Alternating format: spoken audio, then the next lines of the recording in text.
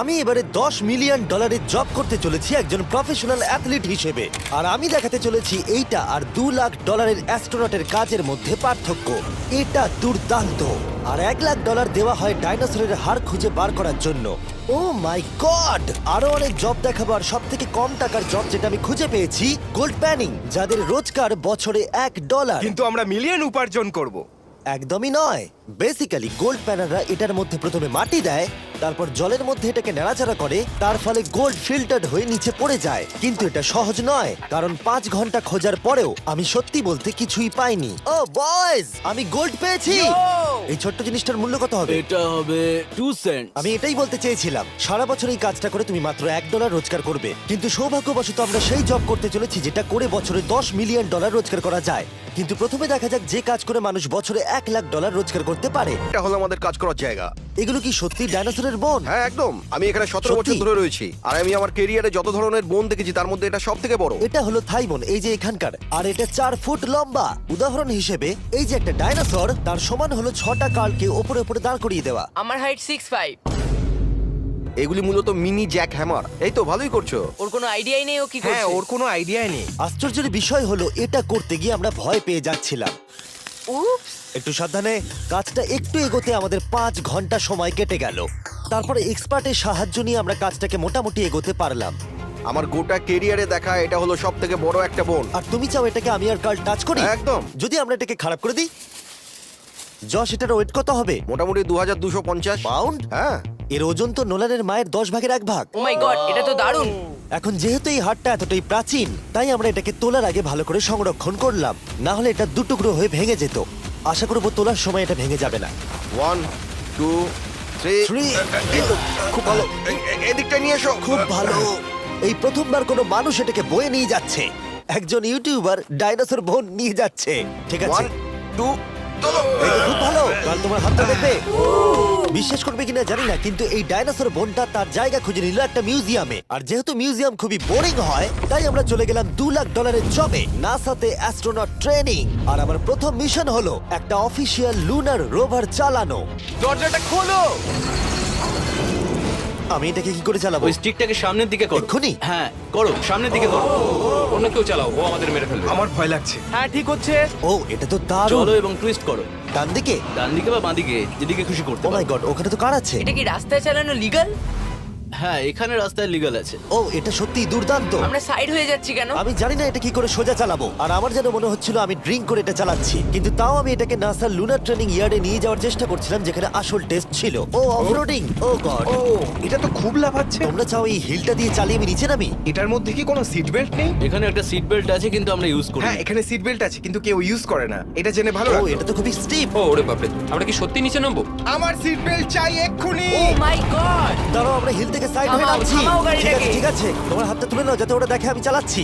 আরে ও তো সত্যি তুলে নিল। ঠিক আছে, আমি আরে- উঠে যাচ্ছি, নিককে না, দিচ্ছি। না, না, না, দাঁড়িয়ে এখানে পড়ো। বসো। না। আমরা কি ফ্রেটারে সাইড হই না? এর পরের ট্রেনিং এ নাসা আমাকে দেখালো তাদের বিশাল স্পেস ফ্যাসিলিটি।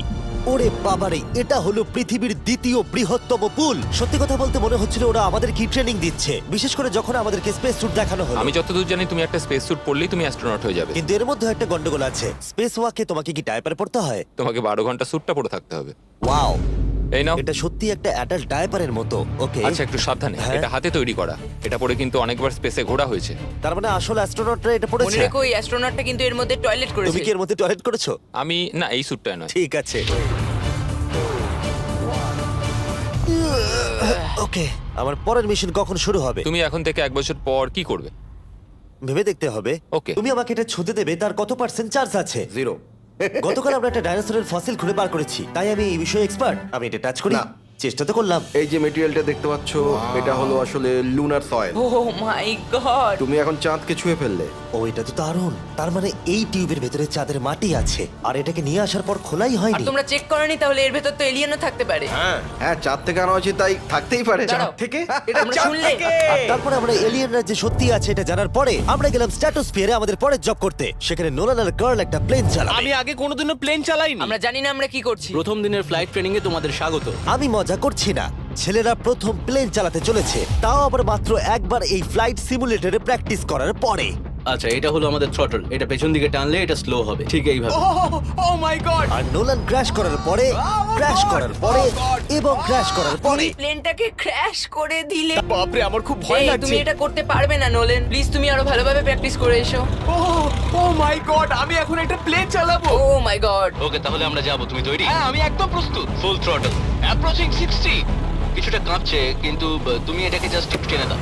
আমরা টেক অফ করছি এই তো, খুব ভালো। মাই গড তোমার প্রাণ এখন আমার হাতে এ সত্যি এই পুরো জিনিসটাকে একা কন্ট্রোল করছে। হ্যাঁ, ও সবকিছু একাই করছে। আচ্ছা টার্বুলেন্সের জন্য ক্র্যাশ হয় না তো কি বলি? এটা দেখো আমি এখন ডান দিকে যাব চলো। ডান দিকে চলো ও মাই গড আমরা হেলে যাচ্ছি আমার বিশ্বাসই হচ্ছে না এটাকে আমি কন্ট্রোল করছি হাত ছেড়ে দিয়েছি এরকম করো না, ও মাই গড তুমি কি পাগল? আমি তোমাকে মেরে ফেলবো। ঠিক আছে, আমরা ওখানে যাব, তারপর ফিরে এসে ল্যান্ড করব। ও মাই গড, এবার কি হবে? এই একটাই জিনিস যেটা সব মানুষের কাছে বড় চ্যালেঞ্জ। ঠিক আছে এবার আমি নামছি আমার মেন্টাল হেলথ এখন একদম ঠিক নেই। এই জায়গাটায় আমি সব সময় সিমুলেটরে ক্র্যাশ হয়ে যাচ্ছিলাম ও গড আমরা এখন ওই রানওয়েতে ল্যান্ড করতে চলেছি। ও মাই দাঁড়াও, গড দেখো আমরা মাটির কত কাছে, তাই না? ধরে রাখো, ধরে রাখো, নিচের দিকে করে সোজা ধরে রাখো। ও মাই গড সাবধানে থ্রটলের উপর হাতটা রাখো। তোমাকে এটা পেছনে টানার জন্য অপেক্ষা করতে হবে। দীর্ঘ নিঃশ্বাস নাও। এবার আমরা নামছি। আমরা নেমে পড়েছি করে ফেলেছো ভাই। আমি একটা প্লেন ল্যান্ড করালাম ও মাই গড ও বলছিল আমি পারবো না কিন্তু আমরা এখনো বেঁচে আছি তুমি আমাকে মেরে ফেলোনি। আমি সত্যি অবাক হয়েছিলাম যখন আমি শুনেছিলাম বছরে $1 মিলিয়ন রোজগার হয় হ্যান্ড মডেলিং এ। কিন্তু সেটা তখনই হবে যখন আপনি পৃথিবীর হাইস্ট পেড হ্যান্ড মডেল হবেন। এ একজন ডাক্তারের থেকে 5 গুণ বেশি রোজগার করে লোকেদের নিজের হাতের ছবি দেখিয়ে। আর এ অনেক কাজ করে। আপনারা যে সমস্ত ব্র্যান্ডের নাম শুনেছেন মোটামুটি সব ব্র্যান্ডের হয়েই কাজ করেছে। সে পারিশ্রমিক হিসেবে $1 মিলিয়ন করে নেয় পার হ্যান্ড। আমি আর অপেক্ষা করতে পারছি না কখনো এটা করবে। প্রথমে ও আমাদের হাত এক্সামিন করবে। আমার মনে হয় না আজকে আমার দিনটা খুব একটা ভালো কাটবে বলে। ওকে, আমি যেটা দেখতে পাচ্ছি তোমার নোকের ওপর অনেক কাজ করতে হবে। ঠিক বলেছো। একদম। ওর হাতটা বাজে বুঝলে দেখো এর হাতে কার্লের থেকে কত বেশি লোম আছে। এর জন্য কি আমি বেশি টাকা পাবো স্কিন টেক্সচারটা তোমার থেকে ওর অনেকটা ভালো। তুমি কি ঠিক করে দিতে পারবে জানি না, যদি কিছু মিরাকেল হয় তাহলে হবে। আমি এখনো তোমার হাতটা দেখিনি জিমি। তোমার হাতটা তো গ্লো করছে এটা তোমার দারুণ হাতটা এত গ্লসি কেন? আমি জানি না আমার আঙুলের স্ট্রাকচারটা কি ঠিক আছে। হ্যাঁ, এগুলো তো বেশ ভালো, কিন্তু এখানে একটু সমস্যা আছে, স্কিন সমস্যা আছে, কিন্তু এগুলো ঠিক করা যাবে। আর এখন যেহেতু আমার হাত আগের মতো নেই তাই আমরা একটা ম্যাগাজিনের জন্য মডেল হতে পারলাম। এই ছবিগুলো সারা আমেরিকায় বিলবোর্ডেতে দেখানো হবে এই ওয়াচগুলো প্রমোট করার জন্য। এটা কিন্তু খুব কঠিন। হ্যাঁ আর বেশি চাপ নিও না ওকে, মানে ঘড়িটাকে দেখতে ভালো লাগছে। সত্যি কথা বলতে আমি ভেবেছিলাম এটা ইজি হবে, কিন্তু আমরা সত্যি খুবই বিচ্ছিরি ভাবে এটা করলাম। মনে হচ্ছে যেন কোনো সাপ এই ঘড়িটা পড়ে আছে। ভাই এটা খুবই শক্ত। তুমি একবার করবে, এটার সাথে পার্থক্য দেখবো। ও কি দুর্দান্ত। তোমার হাত নড়েনি তাই প্রোডাক্টটা দারুণ দেখা যাচ্ছে। ভালো মডেল হওয়া মানে একটা ঘড়ি পরে নিলাম তাই নয়, মাঝে মাঝে মডেল হিসেবে তোমাকে অদ্ভুত জিনিসও করতে হয়। তুমি ভয় পাচ্ছ কেন? কারণ অফ ক্যামেরাতে হাতে একজন সাপ আরে ধরে ভয় পাওয়ার আছে। কি আছে? চিন্তা করো না কার্ল চিন্তা করো না ওর হাতটা এখানে রাখো যাতে ওর মাথাটা একটু সাপোর্ট পায়। হ্যাঁ একদম। এর মাঝে আমি একটা জিনিস ঢোকাতে চাই, সেটা হলো ইমোর্টালস অফ অ্যাভিয়াম। এর এই ভিডিওর স্পন্সর। একটু এখানটা ধরো। হ্যাঁ ঠিক আছে। এখন এই মডেলিং করছে একটা ওয়াচ, একটা স্নেক আর এই গেমটার। ও এটা দেখো, এটা দুর্দান্ত লাগছে। ইমর্টালস অফ অ্যাভিয়াম হলো একটা ফার্স্ট পার্সন ম্যাজিক শুটার যেখানে তুমি জ্যাক নামের একজন প্লেয়ার হিসেবে এই পৃথিবীকে বাঁচাবে গার্ল। ও কি আমাকে বাঁচাবে? এবার আমি চাই তুমি এই গেমটার এক্সবক্স ভার্সনের মডেল হও, একটা স্করপিয়ন নিয়ে। না ভাই। এই দেখো তুমি ঠিক এটাকে এইভাবে ধরবে। আচ্ছা এটা হাতে ধরাটা সেফ তো? হ্যাঁ, একদম ঠিক আছে একদম। নাও নাও নাও, যা বলার বলে দাও, Okay, বলে দাও আর তো ফটো তুলে ঠিক নাও। আছে, তুমি এই গেমে ডিফারেন্ট টাইপের 25টা ম্যাজিক স্পেল পাবে আর 80টা ডিফারেন্ট ট্যালেন্টকে আনলক করতে পারবে নিজের ক্যারেক্টারকে কাস্টমাইজ করতে। ইমর্টালস অফ অ্যাভিয়াম এই ফটোটাকে পছন্দ করবে কার্ল? ইমমর্টালস অফ অ্যাভিয়াম আশা করি পছন্দ হবে। কাল আর কিছুক্ষণ এটাকে ধরে রাখো, তারপরেই আমরা এনএফএল প্লেয়ার্স হয়ে যাব। যারা ইমর্টালস অফ অ্যাভিয়াম তৈরি করেছে তারা আরো অ্যাওয়ার্ড উইনিং গেম তৈরিতে সাহায্য করেছে, যেমন হ্যালো, কল অফ ডিউটি আর ডেড আমার এই স্পেস। গেমগুলো দারুণ লাগে। এবার হলো শেষ কাজ, যেটার জন্য বছরে $10 মিলিয়ন রোজগার করা যায়।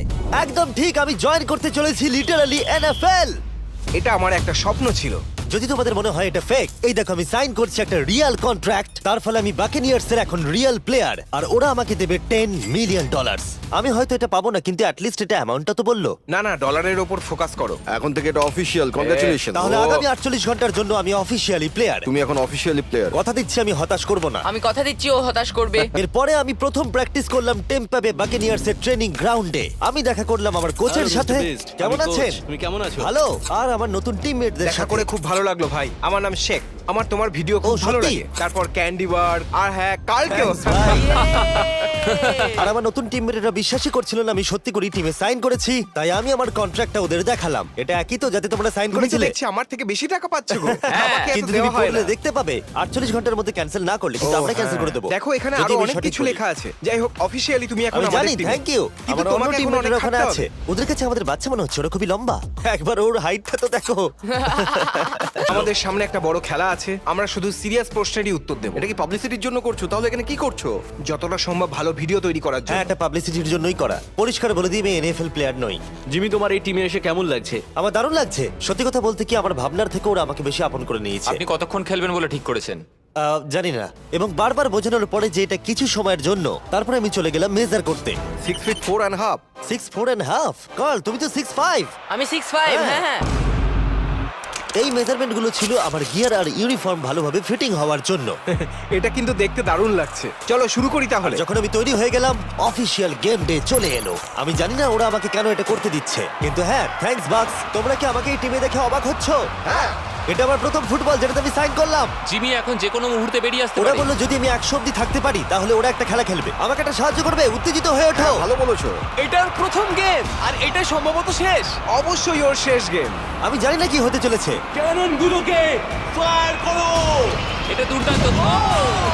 আর যেহেতু আমি একমাত্র এই এনএফএল গেমেতেই অংশগ্রহণ করছি, তাই টিম আমাকে লিড করবার সুযোগ করে দিল। চলে এসো বয়েজ। জেমি, ওই দেখো আমাদের বন্ধু। প্লেয়াররা যেন আমাকে চাপা দিয়ে না চলে যায়। এটা কি তোমার জীবনের সব থেকে ভালো দিন? এটা আমার জীবনের সবথেকে ভালো দিন, জিমি। আই লাভ প্লেয়াররা ইউ। আমাদের থেকে আগে চলে যাচ্ছে। জিমি এখন এনএফএল প্লেয়ার। কেমন আছো তোমরা? আমি তোমাদেরকে হতাশ করবো না, যদিও সম্ভবত আমি খেলবো না। Love you. দেখো কি বড় একটা প্লেন। আমেরিকা চলো ফুটবল খেলা যাক।